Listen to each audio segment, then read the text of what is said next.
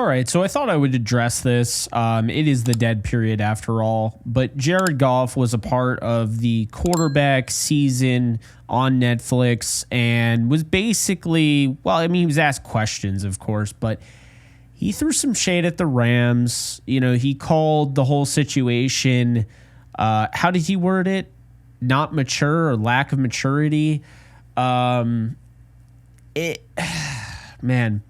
we're going to make this a short one, okay? So I'm not going to go on a tangent. I have everything I want to say. Before I do, be sure to like, subscribe, and comment. Also, be sure to follow me on all social media at JKBogan, including Instagram, TikTok, Twitter, Kick, and Twitch. All right, so let's do it, right?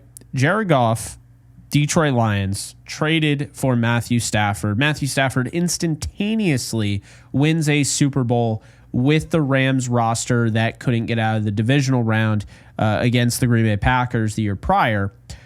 Okay, let's take it from the top.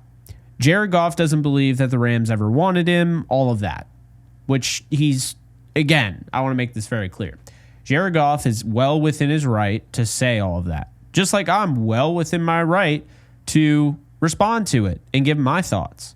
Quite honestly, I appreciate Goff for being a part of the beginning, okay? He was a part of the McVay era. He was a part of turning the thing around. I don't think he did. I think he definitely rode the coattails of Sean McVay. I think they put together a great team around him. I think the fact that he was throwing to guys like Robert Woods and Cooper Kupp and, you know, had Tyler Higbee and Gerald Everett and had Todd Gurley in his prime and an Andrew Whitworth at left tackle and a Rob Havenstein at right tackle and, you know, Roger Saffold for most of it. Like, I think that stuff mattered, right? Getting to play alongside Aaron Donald, getting to play alongside a Jalen Ramsey. I think these things mattered, right? I understand he didn't play alongside Jalen Ramsey for a long time or whatever, but still, I think the Rams did a nice job when they moved to LA. They gave Jeff Fisher a shot in 2016. It didn't work out. And instead of them just trotting Jeff Fisher out there in 2017 and trying to have a go at it and realizing, yeah, Jared Goff wasn't going to cut it, they bring in Sean McVay. They actually took a risk. They didn't go out and get Bill Cowher. They didn't go out and get a veteran. They didn't get Gruden. They went out and went balls to the wall and did the ballsy thing, and they went out and got the 30-year-old Sean McVay. And that is the guy that I wanted, and this is why. So Sean McVay turns an 0-7, total bust-looking Jared Goff that they gave up 3 first-round picks for and a boatload of other stuff to the Titans to trade all the way up and select him over Carson Wentz. He ends up turning him into something, right? Now, I don't want to take any credit away from Jared Goff. When he was on, he looked really good. But when he was off, he looked really bad. And he did not get the job done winning the Super Bowl, which, by the way, that team was rated the 25th team in the last 25 years, okay? So that team should have won a Super Bowl. But here's the deal. What I can't stand is how Jared Goff tells you how much he loves the Lions, how much he loves where he's at, how much, you know, he cares about Detroit and all of that. But he has not once, really ever, like said, you know, I appreciate it. Like, even though it didn't go the way I wanted initially, I appreciate them putting me in this position. He hasn't moved on. He's only ever kind of thrown shade. And look, like, he has every right to do it, right? Every right. Just like I have every right to criticize him. Jared Goff, right? He always says the team never believed in him, never bought into him, didn't want him. And I think that is a load of shit. And here's why. The Rams paid him.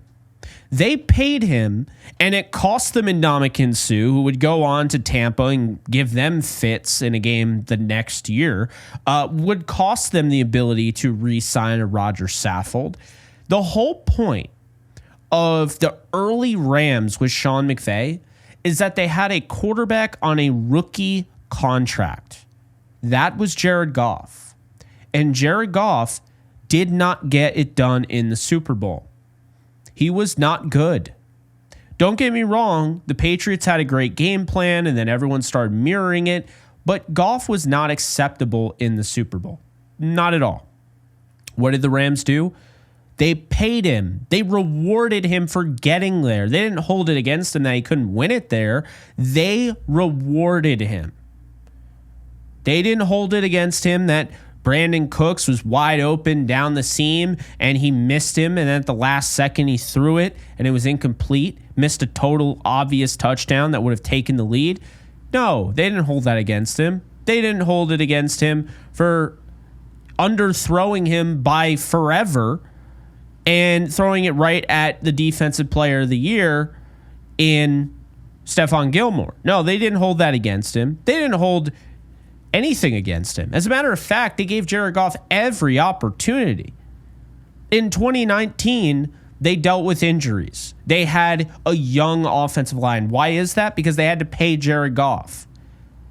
Keep in mind, they let these guys walk to pay Jared Goff. The only reason they're able to have all of these guys, getting in Ndamukong Suh, having Aqib Talib, having Marcus Peters, the only reason they were able to do all of this is because Jared Goff, again, was on his rookie deal. May that be a lesson for 49er fans who think paying Brock Purdy is going to immediately solidify optimal results. But the point being here is this. Goff was never treated any other way except that he was the franchise quarterback. Sean McVay defended him at every turn. And then when he realized that, yeah, the league has figured us out, Jared, we're going to have to change what we're doing. We're going to have to really think things through. And we have to get to that next level and adapt, or we're going to die. And the reality is that is what happened. Sean McVay saw the writing on the wall. He saw in 2018 they had a chance to win the Super Bowl in his second season in the league. They saw that Bill Belichick was using almost the exact game plan that Vic Fangio used to silence them in Chicago. And they saw every team now had the blueprint because it was on the grandest stage.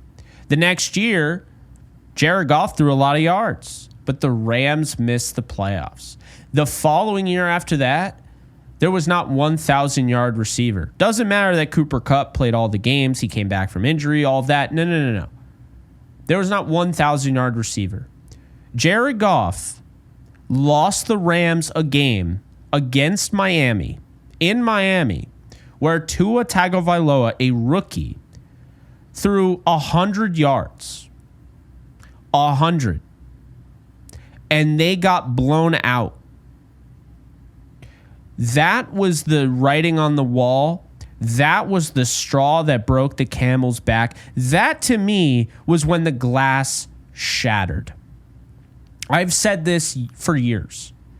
The moment I realized Jared Goff was no longer the Rams franchise quarterback, the moment I realized they needed to just let John Wolford play football and just see what he had, was that Miami game in 2020. When every single time, I believe it was Brian Flores, would just run cover zero, and Goff could not get the ball out of his hands. He just couldn't. It was dink and dunk central. The once aggressive thrower of the football that went toe-to-toe with Patrick Mahomes led the Rams to the NFC Championship win over the Saints and Drew Brees, one of the greatest quarterbacks ever. The once fun to watch Jared Goff, the once greatest game I've ever seen a quarterback play against the Minnesota Vikings on Thursday Night Football at the Coliseum against Kirk Cousins. That Goff was gone. He didn't have the confidence. He wasn't willing to go deep down the field. He was a dink and dunk quarterback who offered little to nothing. But what made matters worse is that in 2020, the Rams had the number one defense in the league. He was actually holding back the Rams' best chance since the time he was last in the Super Bowl to get back to the Super Bowl. I will give him credit. I like the way he, in his last Rams appearance against the Packers, he did step up in the cold and he played well. But here's the deal. Once it was obvious to Sean McVay, who cares what I have to say? Once it was obvious to Sean McVay that they were never going to get to where they needed to go with Jared Goff, that was it. And when he found out that Matthew Stafford was available, mind you, a guy that I wanted instead of trading up for Jared Goff, I wanted Matthew Stafford in 2015. But that's neither here nor there. When Matthew Stafford news started coming out that the new regime and everything with the Lions, yeah, they're not trying to bring him back.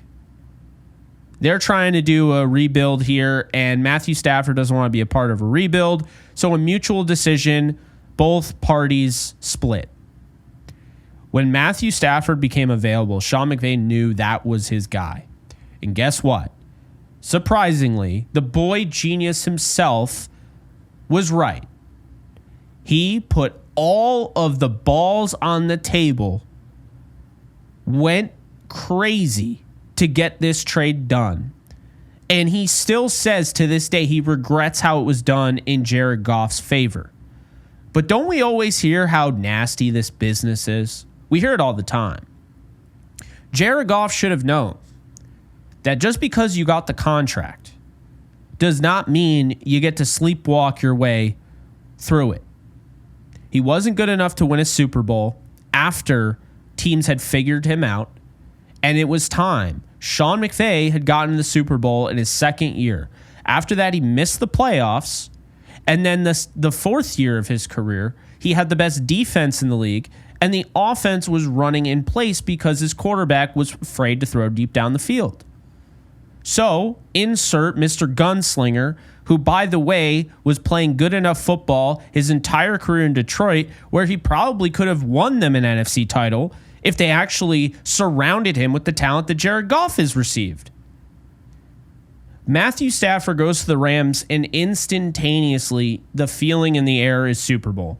I said it on one of my first live streams. I said, this guy is going to take the Rams back, and they are going to win it all. I have no doubt in my mind. The moment that trade came across my screen, I knew. And guess what? He could be adding another one this year. So, Jared Goff is well within his right to say what he wants to say. And Sean McVay has already apologized multiple times. He's already spoke out publicly. He's taken accountability. But maybe now it's time for Jared Goff to do the same. This will probably be the last video I ever post on him because honestly, I'm tired of him. Yeah, I appreciate you for the first 2 years, but honestly, I think this is just this. If this is your legacy, if you're going to be the guy that's just still butthurt that a team traded you away, I think that says more about you than it says about the team that traded you away. I saw LeVar Arrington, former linebacker for the Washington Redskins at one point. I saw him come out and say, you know what? They didn't want you. We know that because they traded you. If they wanted you, they wouldn't have traded you. Basically telling him to move the hell on. The reality is this. Goff, again, is able to feel however he wants to feel. But this trade happened in 2021, January.